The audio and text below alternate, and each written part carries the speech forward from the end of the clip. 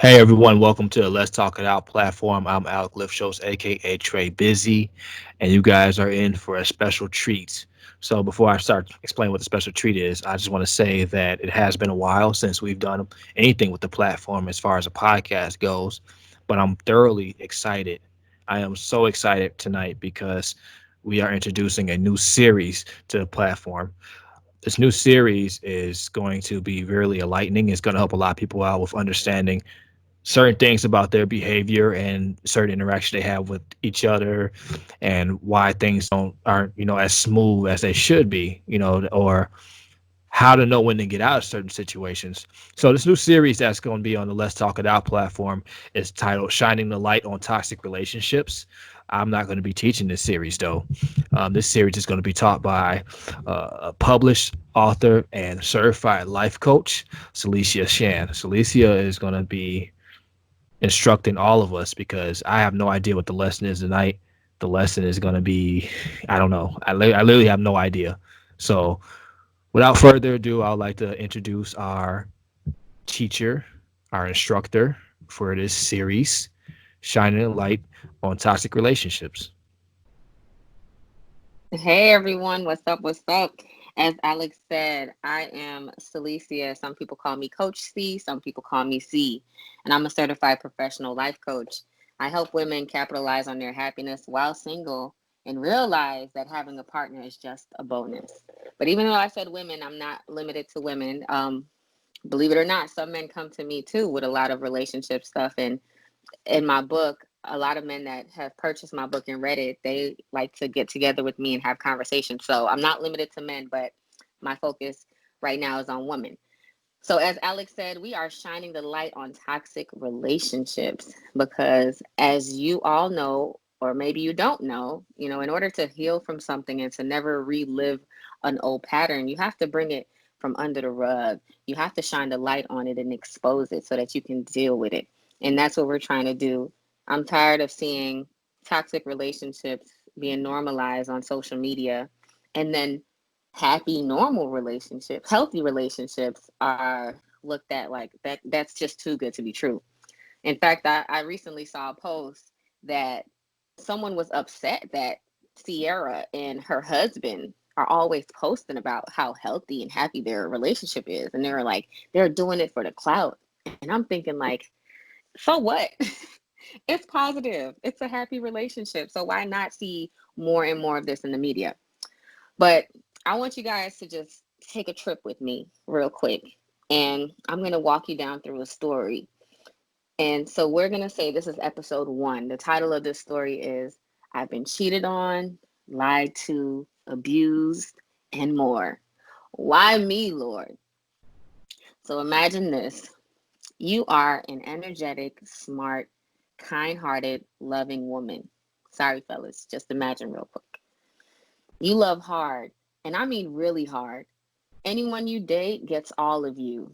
You take care of them, you cook, you clean, you shower them with gifts, and you are loyal. You love them so hard that you are not afraid to show them off to the world. And it's no secret who your man is and who holds your heart. And you bask yourself in their pictures, admiring how fine your man is. And when you receive a text from them, your whole world lights up. But then you sense something is different. The text messages aren't coming in as often. The replies are having a longer stretch than usual. And you know in your gut something is off. So when you two are hanging out, he seems to be a little distant, as if his body is with you, but his mind is in a whole nother place. So you say, babe, is everything okay? You ask him, and he replies, yo, why are you always asking me that? Chill. If you keep asking me, then I will get irritated. So you stop asking, not wanting to be called a nag or upset him, but something still felt off. So one night, as Babe was knocked out sleeping, you hear his phone constantly ringing. Your palms start sweating, and as the fifth call comes in, you stop and think to yourself, should I wake him or should I go answer? You couldn't help the desire to see who it was And so you walked over to the phone, noticed the number wasn't saved, and answered. Hello? The voice on the other side of the phone says, Hey, who is this? This isn't Jeff, in a concerned way. So you respond, Yeah, he's sleeping. I'm his girlfriend. Max, who this is? I can give him the message when he wakes. The woman responds, Yes, this is Amber. Tell him he gave me chlamydia, and hangs up the phone. Your palms are sweaty, your heart is beating fast, and you feel your blood pressure rise from the bottom of your feet all the way up to the top of your head. You wake him up to confront him, and after a long night of screaming and fighting, you finally say, You know what? It's fucking over, you disgusting cheater. And the relationship ends. So the next day, you call up your best friend crying, Oh, girl, Jeff was cheating on me. You call your mom crying, Mom, Jeff cheated on me. You call another close friend, Oh my God, girl, guess what? Stupid ass Jeff cheated on me. And everyone in your family noticed he wasn't coming around anymore and asks, Where's Jeff? And you respond, He cheated on me. So a year later, you start dating, and each time the question comes up, So, how did your last relationship end? You'd respond, I was cheated on by my ex. This became your story. So now this is just a typical story that I made up, but I challenge you to ask yourself, what is your story when it comes to relationships? The ones with your parents, your friends, and the romantic ones. Are there any themes? What negative ideas are you holding on to? Are you the victim? Are you telling your story in a way so others can have sympathy for you? So now we all have a story, but we all don't tell our story in the same way. Some tell their stories as a victim, and others tell their stories as the victors. So when you constantly tell your story as the victim, you are subconsciously creating more stories in the future to match your victim mentality. So your future is created in the present. So if you are the victim presently, speaking about being the victim to other people, now you will create situations in the future to be a victim to. So now I've been in both positions, but I had to learn a few things before I could step into the place of the victor. In both positions, we have something to gain and something to let go. So now, if you're somebody that identify with always being a victim, that's because you gain sympathy from others and you don't have to take responsibility for the role that you played in the relationship. Others will nurture you and you can hold on to your story and stay there. It keeps you from moving on to avoid being responsible for missing the red flags or whatever else you missed in the relationship that is a reflection of you. And trust me, there are always red flags. But what you lose as the victim is your sense of free will to be empowered. You can never truly move on if you remain a victim. You miss the lesson from the experience. And to be honest, some connect their identity to their story. So it now becomes a part of them. So to even try to tell a new story, it feels like a part of them is dying. And so they'll hold on to it. And that's literally what's happening on a subconscious level. Being a victim is an identity that most people have no matter what the situation is. Do you know of some people where it could be, oh, my boss is always doing XYZ to me, and they're always the victim. No matter what, I went to the grocery store and this lady cut in front of me and did this. It's just people that every time they tell a story, no matter what it is, they are always the one that's being abused. And they never see where their actions could be the reason why something happened. So those who tell their story now on the other side as the victors, they use what they've experienced to make them better. So they take the lesson out of it and make themselves the winner. So in this situation with the story, the victor would say, I was ready for a level of commitment that he wasn't ready for. So we decided to part ways, or we realized we weren't on the same page, so we parted ways. there is no love lost. A true victor thinks about all of the wins they have learned from the ending of their relationship and reflect on the lessons back to themselves. See, a lot of times when we are in situations, we get stuck on the things that we don't like instead of using the things that we don't like to teach us what we do like.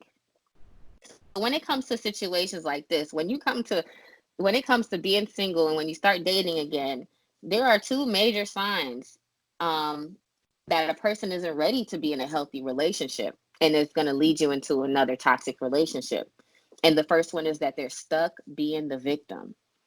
So even signs as, oh man, my mom treated me like crap. My dad was horrible to me. I'm never lucky. I always get the short end of the stick.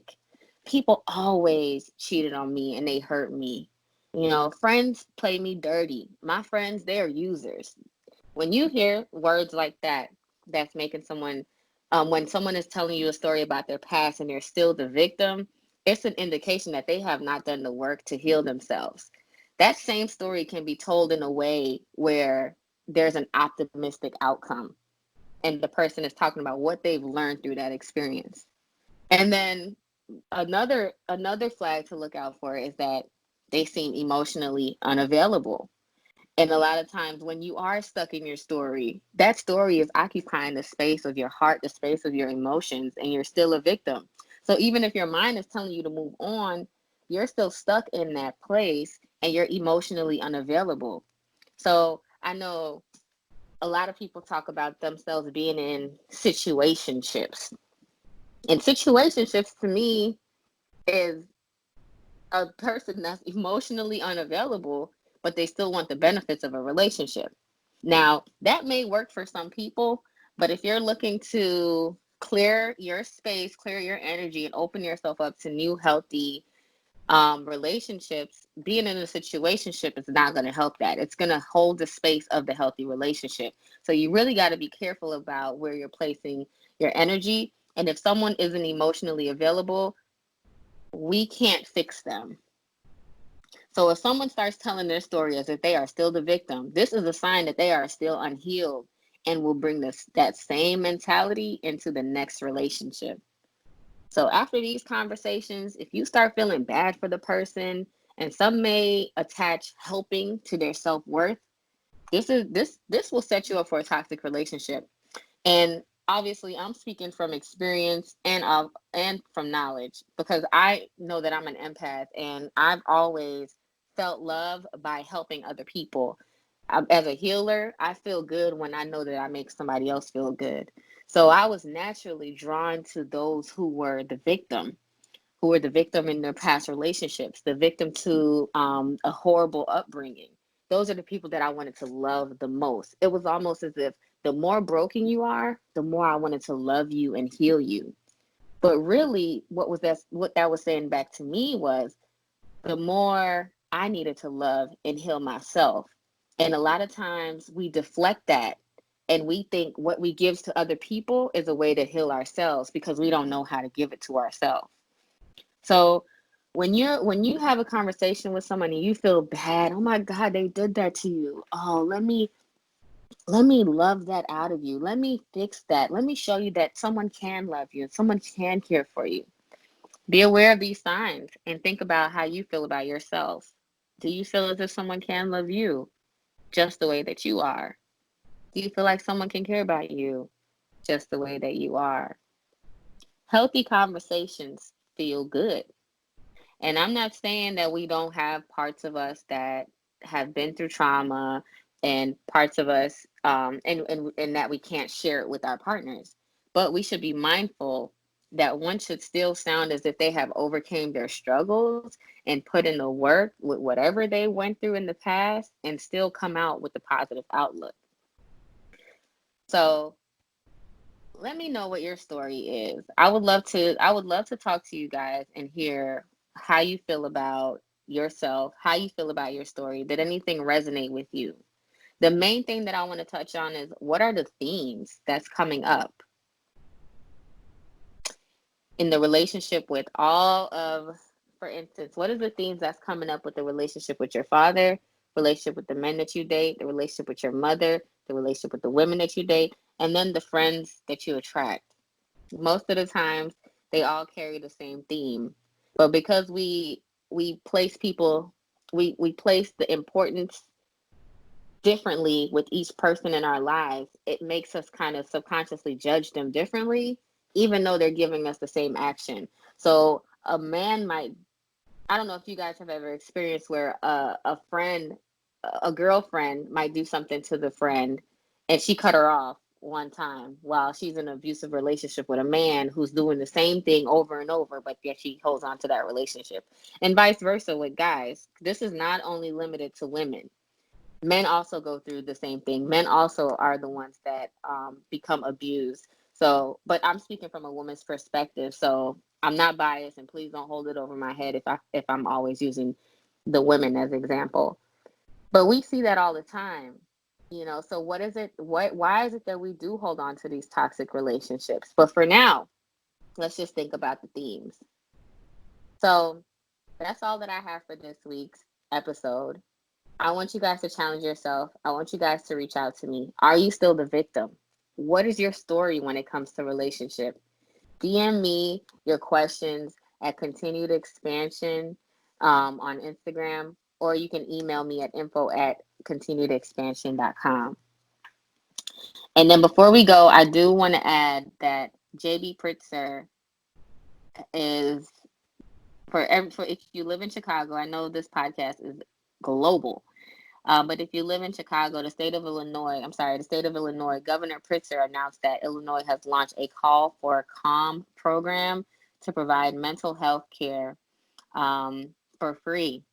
So Illinois residents can talk to mental professionals for free of charge during the COVID-19 crisis. And residents can text the word TALK, TALK, to 552020. So that's 552020, and they will receive a follow-up message asking them for their first name and their zip code. And the information will be used to connect to a caller to a healthcare professional in their area who can call the hotline and remain anonymous. So the service is in Spanish, and you can get the Spanish help by texting hablar, HABLAR, to 552020. So this is what we have for this week. Let me know what you guys think, and I'll see you guys again next week.